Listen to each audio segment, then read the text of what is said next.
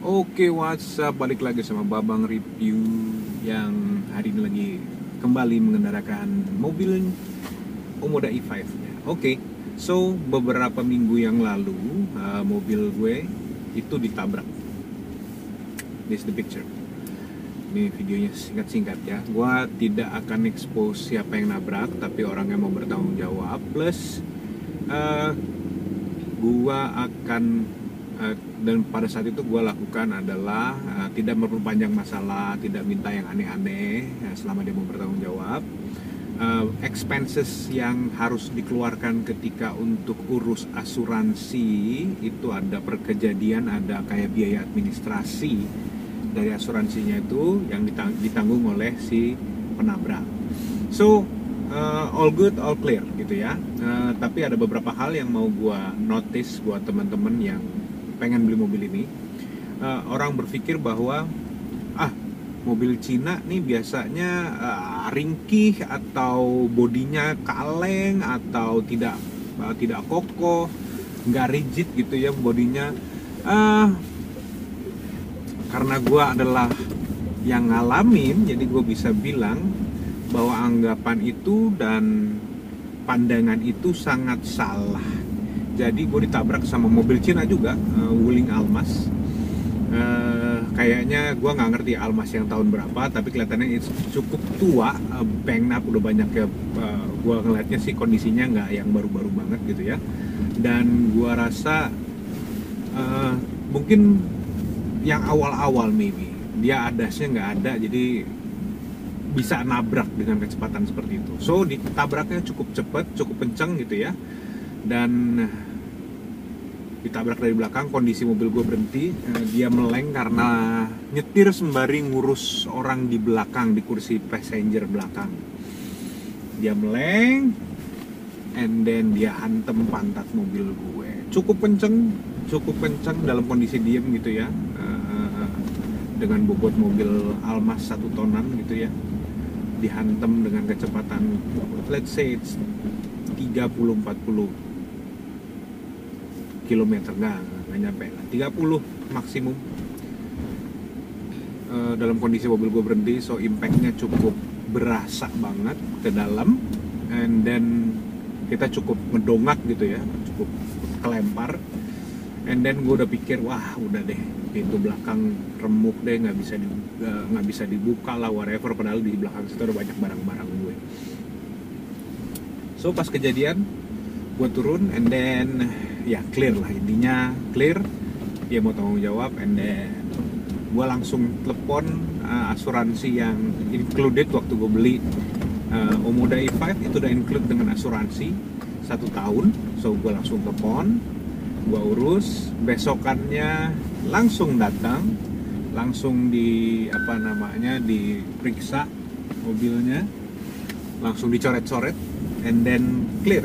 Nggak lama kemudian, 3 hari kemudian, bengkel rekanan dari Cherry Sales Indonesia langsung yang berrekanan juga dengan sahabat insurance-nya ini langsung call gue dan bilang mobil gue udah boleh dimasuk.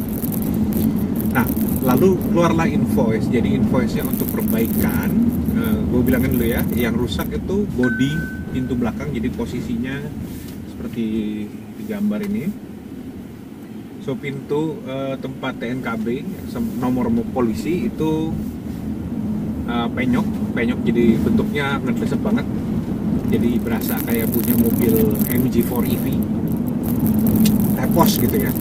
Terus beberapa bagian di bumper plastik yang bagian bawah itu coret-coret dan penyok, dan itu aja sih basically. Terus ketika gue buka pintunya, it's normal, kebuka dan ketutup dengan baik gitu. Oke, disturbance sedikit. Sampai mana tadi? Oke, jadi ada penyok-penyok sedikit, and then setelah gue lihat kondisi kerusakannya, and then gue bawalah ke Tekno namanya di Pulau Gadung. So keluarlah invoice dari rekanannya bengkel ini, invoice-nya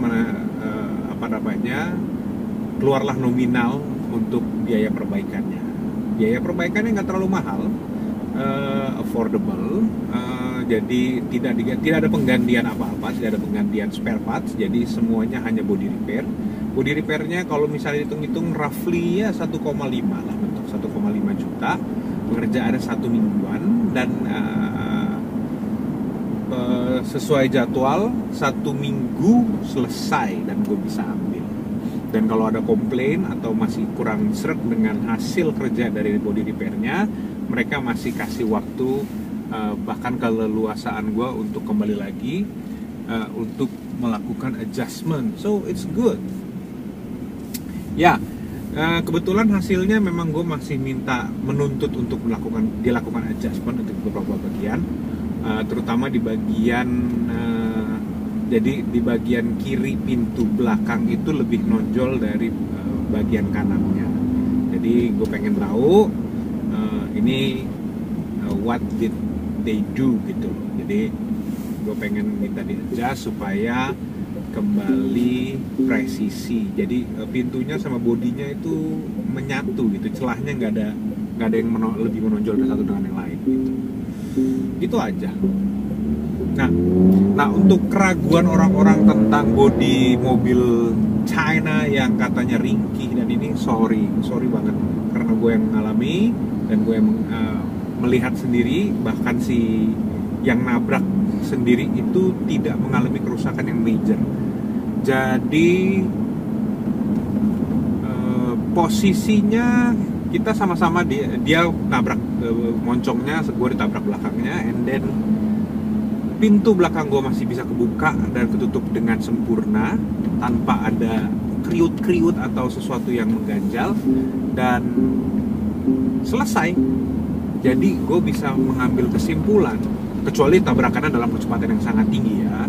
Tapi kalau ketabrak yang cukup moderat aja, gue rasa gue berani bilang mobil ini cukup pantatnya tebel gitu ya. Karena ya udah ditabrak dengan kecepatan yang cukup tinggi di jalan normal gini. Tabrakannya nggak kayak gini ya. Jadi posisinya nggak jalan kayak 15, nggak, jalannya dia lebih cepet. Karena posisinya gue diem, gue bisa ngeliat di kaca spion, dia jalannya tuh wuff gitu. Dan gue mental pasti tabrak. Cukup cukup satu mengagetkan, kedua ya leher juga berasa tersentak ya. So itu that's what happened. So rekanan dari CSI itu dengan asuransi Sahabat itu adanya di Pulau Gadung, namanya Bengkel Tekno. Ya, yang namanya sudah ketabrak, gue sudah yakin lah kondisi bodinya itu pasti didempul nanti ujung-ujungnya.